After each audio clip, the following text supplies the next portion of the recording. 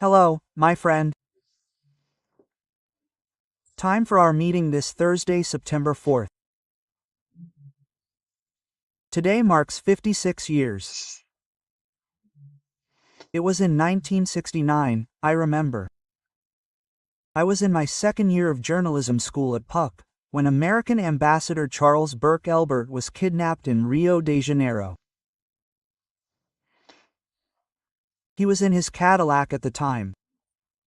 The embassy was still in Rio, and the Cadillac was boarded.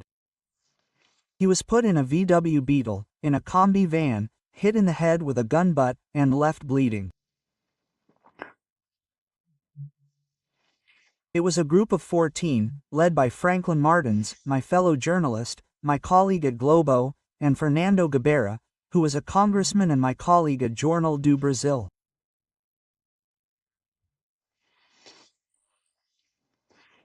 Well, it's good, but anyway, it was supposed to be a kidnapping that would ruin the Independence Day celebrations. And Elbert was returned. They found Elbert on September 7th. It was in exchange for the release of prisoners, including Zé Dirceu, who were sent to Mexico. They were banished and sent to Mexico. There's that classic photo, all of them. There's another friend there, Flavio Tavares is also in the group, right?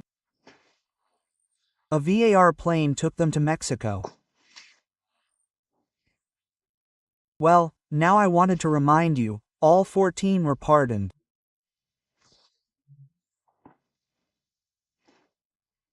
And well, as far as I know, only Gabeira didn't accept compensation. The others were pardoned, they were compensated, and they continue to be.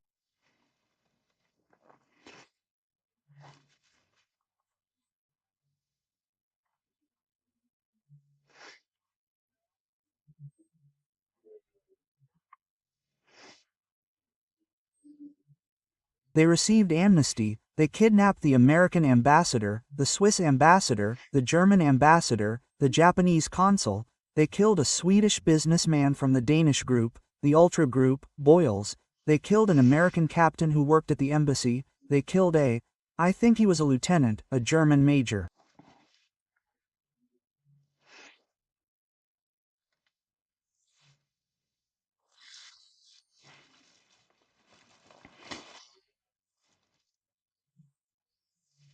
I'm just talking about foreigners, I didn't include nationals, right?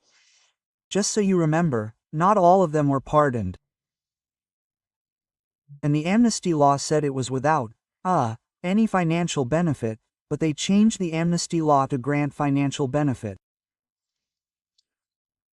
Now, there's one thing. Those who kidnapped the American ambassador will never be able to enter the United States.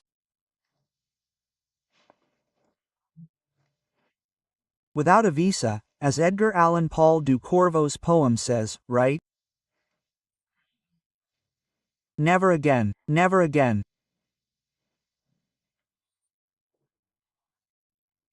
Well, this American visa restriction is a serious matter, and they have every right to allow or deny entry into their territory.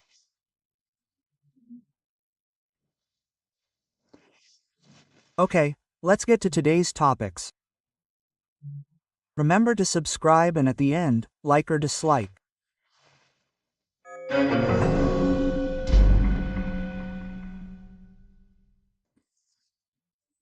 Well, today's first topic is the very serious accusation, a gigantic scandal, by Tagliaferro in the Senate Public Security Committee. It has all the elements to forward. They want to forward it to the Supreme Court, the Superior Council of Justice, the Superior Council of the Public Prosecutor's Office, because Paulo Gon is getting involved in this along with Moraes, right? That action during the electoral process, during the electoral campaign, which benefited one side by harming the other.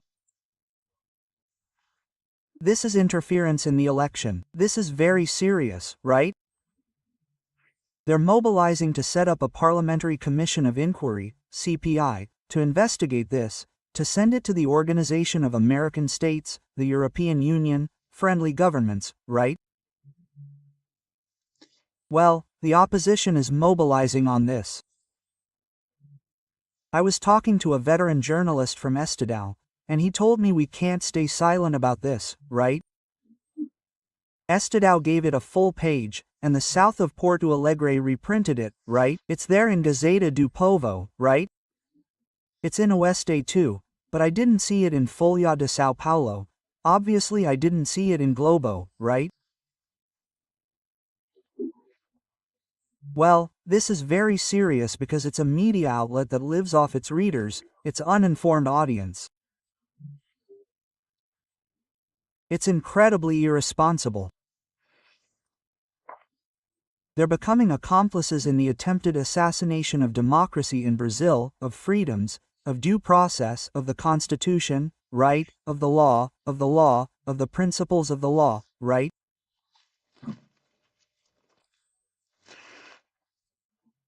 Oh, well, anyway, I noted here, right, procedural fraud, manipulation of investigations, improper contacts between Moraes and Paulo Gon, right, and the federal police, where the judge is presiding over the investigation at the same time, right?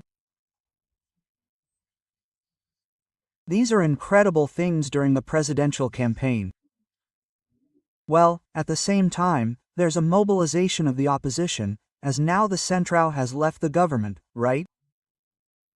So there's União Brasil, Republicans, Progressives, Liberal Party, right?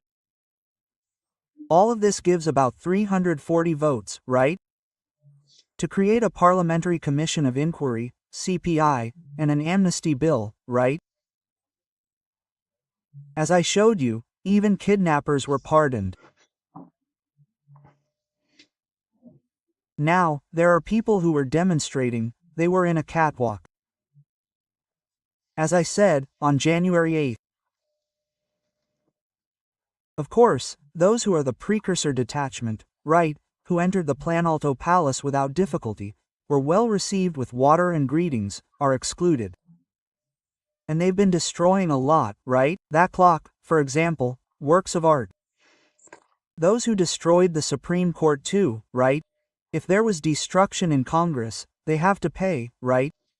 But not lipstick, right? For God's sake. Yeah, and people died in prison, right? Thousands of families are crying over this.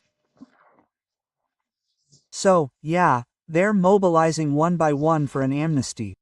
There are the governors, leading the way. There's the governor of São Paulo, Tarcísio. Well, and now there's economic news. GDP is falling, and it's not because of the tariff, it's the GDP for the second quarter. It's not the GDP due to the tariff yet, but it's already down almost 5%, right? Yeah, August, yes, it's already felt. The drop compared to August of last year was 18.5% in exports to the United States, right? The Brazilian deficit compared to the United States is getting bigger and bigger. Then I heard the testimony of a businesswoman in the furniture industry from Rio Grande do Sul, perhaps from Bento Gonçalves. Well, she's showing this: the Americans themselves admit that the tariff isn't economic, the tariff is political, right?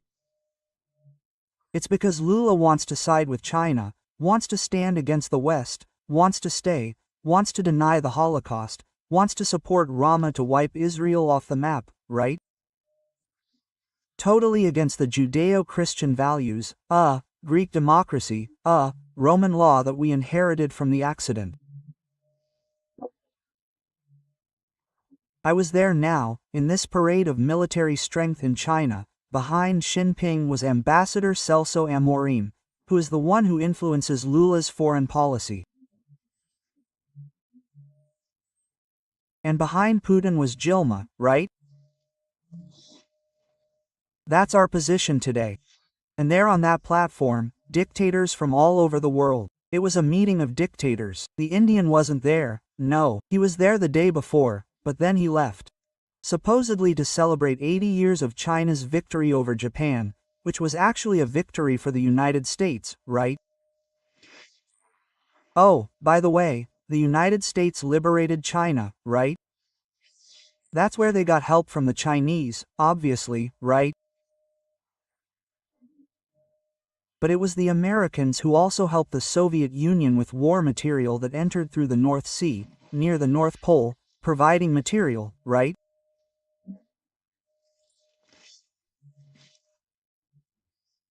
Well, let's get back to the testimony of this very astute lady, saying, as it's political, we're waiting for our so-called cowardly economic elites, right? The CNI cowering silently like the silent OAB, the silent National Congress, right? While the country is being destroyed, it's heading towards a localization, right? Becoming a Venezuela, this here, a Cuba, a Nicaragua, North Korea.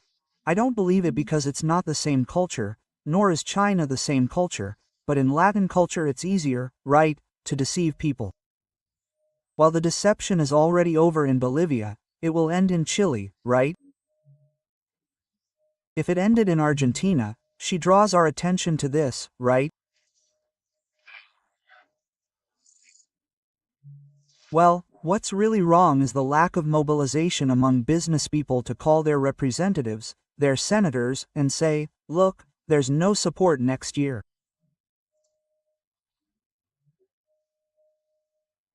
No, if you don't find a solution, this is the best solution. The solution within the political court, which is not the Supreme Court, is the National Congress. Representatives of the Brazilian people in Brasilia, Alexandre Garcia.